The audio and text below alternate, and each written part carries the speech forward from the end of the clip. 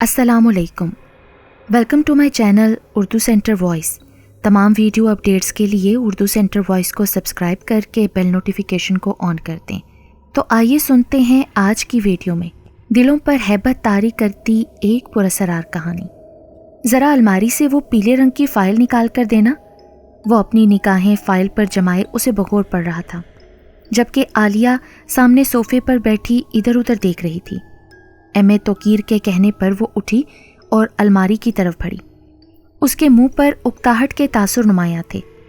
वो पिछले 1 घंटे से वहाँ बैठी थी, जबकि एम.ए. तोकीर अपनी चेयर पर बैठा फ़ाइल को पढ़ने में मसरूफ़ था।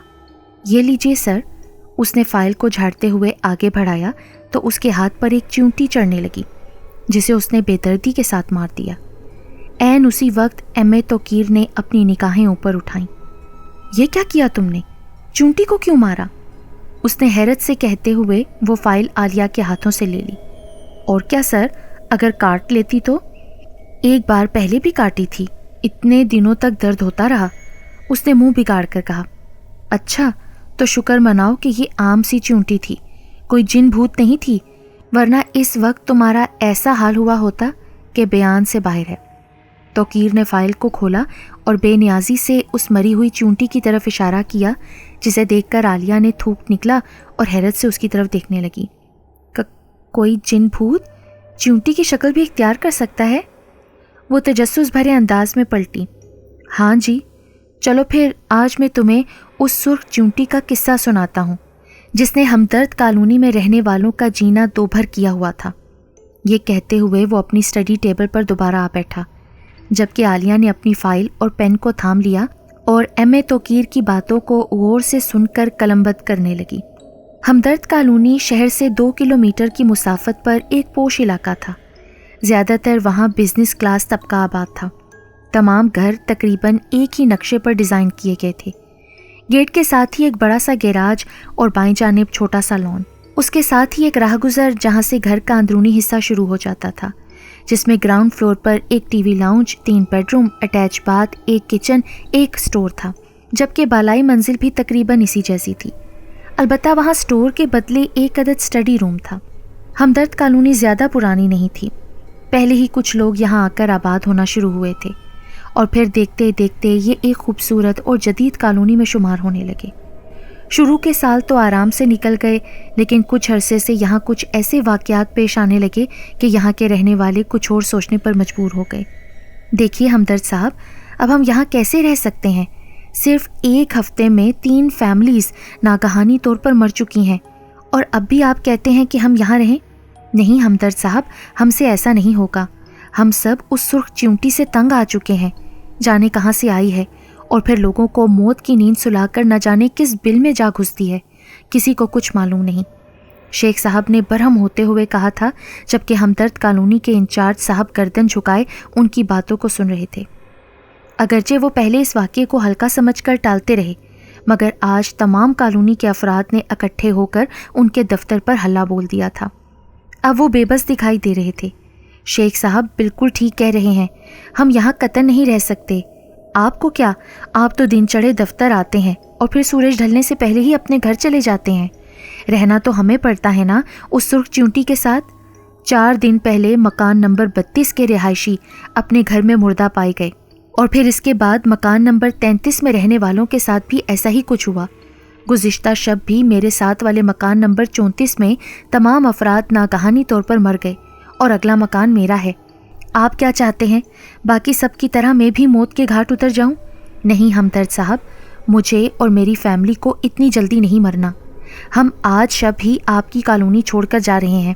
हमें कोई शौक़ नहीं है इस आसेबी कॉलोनी में रहने का। आप रखिए अपनी कॉलोनी अपने पास। बकिया जो पैसे हैं ना, वो अब भूल जाइए और मुझे मेरे मकान की कीमत अदा कर दीजिए। अफजल ने तीखे लहजे में हमदर्द साहब को खूब सुनाई। उसकी पेशानी पर पसीने की बूंदें जमा हो चुकी थीं। लेकिन अफजल साहब, मेरी बात तो सुने। हमदर्द साहब ने कुछ कहना चाहा था। मुझे कुछ नहीं सुनना, मैं जा रहा हूँ। वो गर्दन झटकते हुए अपने घर की तरफ चल दिया। घर में वो, उसकी बीवी अकेले रहते थे। उनकी पिछले माह शादी हुई थी और कंपनी की तरफ से उन्हें ये घर 50% डिस्काउंट पर दिया गया था। 50% कीमत कंपनी ने अदा करनी थी। اور بقیہ 50% اس نے خود۔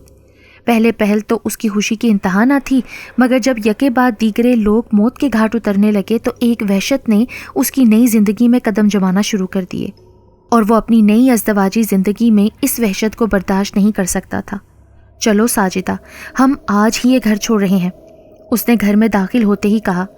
ساجدہ، جو کہ پہلے ہی اس گھر کو چھوڑنا چاہتی تھی، فوراً اٹھ بیٹھی اور بیڈ روم کی طرف بڑھی۔ الماری کے ساتھ رکھے سوٹ کیس کو اٹھا کر بیڈ پر رکھا اور الماری کی طرف بڑھ کر اس کا دروازہ بند کر دیا۔ بس دروازہ بند کرنے کی دیر تھی کہ ایک دل دوز چیخ فضا میں چیرتی ہوئی افضل کی سماعت سے ٹکرائی۔ وہ بھاگتا ہوا ٹی وی لاؤنج سے بیڈ روم کی طرف بڑھا۔ کیا ہوا ساجدہ؟ اس نے فکر مندی کے ساتھ اس کی طرف دیکھا تو جیسے وہ سانس لینا ہی بھول گیا۔ ساجدہ کی لاش خون میں لت پت بیڈ کے برابر زمین پر پڑی تھی۔ سر تا پا چیر پھاڑ کے نشان تھے اور اس کی لاش پر ایک چوہے کی جسامت کی سرخ چیونٹی دندناتی ہوئی پھر رہی تھی۔ وہ تو دیوار کے ساتھ جا لگا۔ اس کی آنکھوں کے سامنے اس کی بیوی کے جسم سے وہ بوٹیاں نکال کر کسی خونخوار درندے کی طرح کھا رہی تھی۔ اس نے لڑکھڑاتے قدموں کے ساتھ باہر جانا چاہا تو سرخ چیونٹی نے پلٹ کر اس کی طرف دیکھا۔ خون سے زیادہ سرخ، آگ سے زیادہ دہکتی ہوئی آنکھیں۔ وہ زمین پر رینگتی ہوئی برق رفتاری کے ساتھ اس کی طرف بڑھنے لگی تو اس کا کلیجہ حلق کو آن پہنچا۔ جوں جوں وہ سرخ چیونٹی اس کی طرف بڑھتی گئی، اس کی سانسیں تھمتی گئیں۔ اگلے ہی لمحے وہ چیونٹی اس پر کسی بلی کی طرح جھپٹی اور اس کی آنکھوں کو نکال ڈالا۔ ایک بار پھر دل دہلا دینے والی چیخ فضا میں گونجی اور 2 مزید زندگیاں اس سرخ چیونٹی کا شکار بن گئیں۔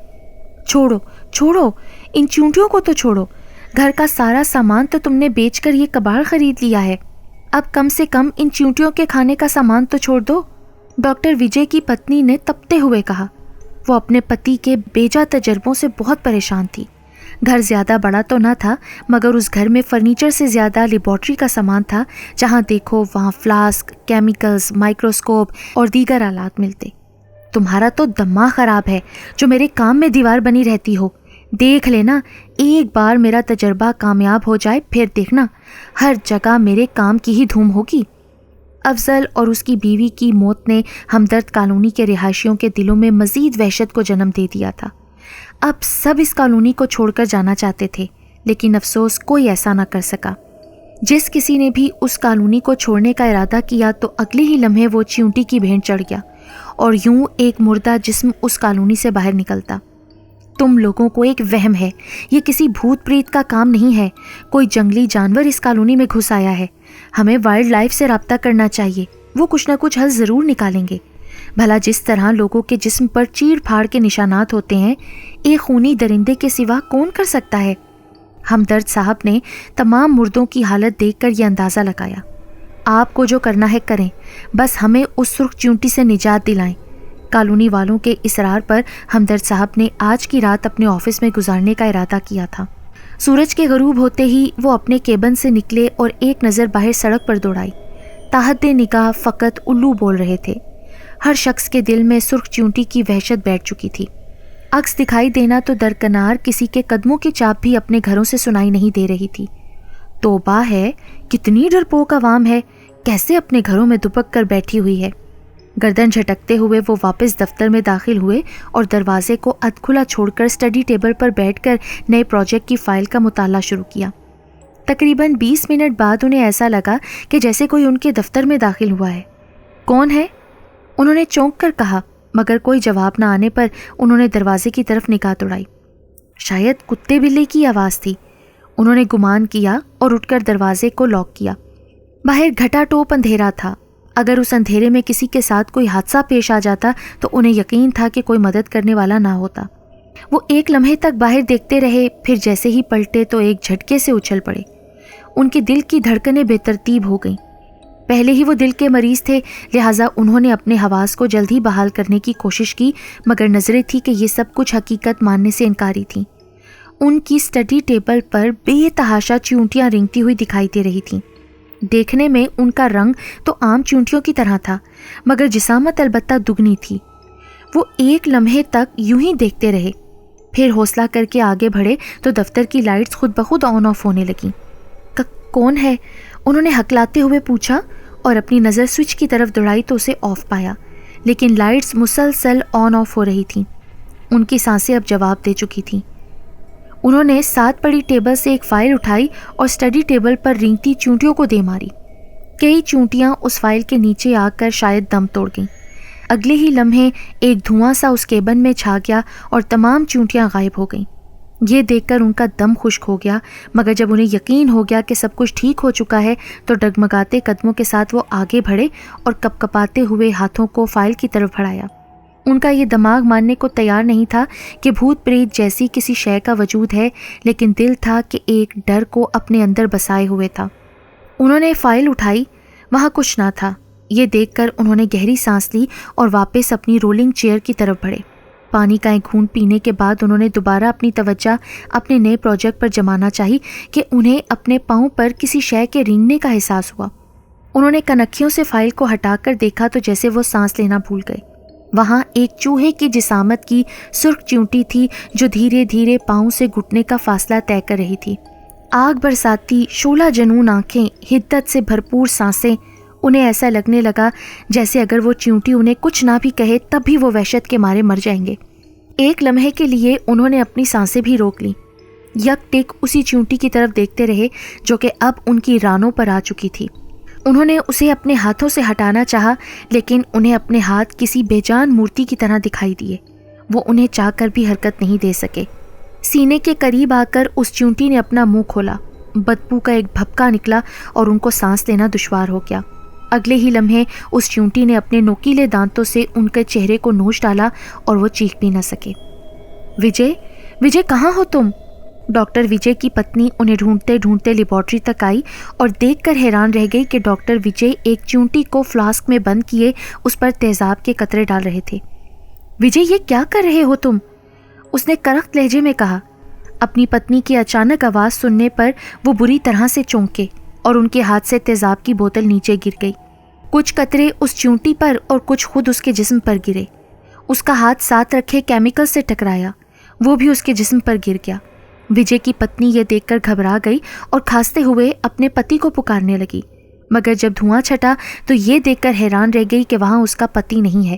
اس کو دوسرا جھٹکا تب لگا جب وجے کی جگہ پر ایک وشال چیونٹی تھی، آگ کی طرح دہکتا ہوا سرخ رنگ جو اس کی طرف کچا چبا جانے والی نظروں سے دیکھ رہی تھی۔ اگلے ہی لمحے وہ چیونٹی بھوکی شیرنی کی طرح اس کی جانب اچھلی اور اس کا سارا چہرہ نوچ ڈالا۔ بادلوں کی گرج میں ایک نیا جوڑا اس کالونی میں داخل ہوا۔ لڑکے کا نام کامران جبکہ لڑکی کا نام شبانہ تھا۔ دونوں کے ہاتھوں میں سوٹ کیس تھا۔ ٹیکسی کو رقم ادا کرنے کے بعد انہوں نے پلٹ کر کالونی کی طرف دیکھا تو تاحد نگاہ سنسان سڑک کو پایا۔ کتنی خاموش کالونی ہے نا؟ مانا کہ موسم خراب ہے لیکن 7 بجتے ہی اتنی خاموشی۔ ویسے کامران، جو اس کالونی کے بارے میں سنا ہے نا، کیا وہ سب سچ ہے؟ مطلب کہ سرخ چیونٹی اور موت؟ شبانہ نے ڈرتے ڈرتے اپنے ارد گرد نظر دوڑائی، جہاں موت کسی خاموشی تھی۔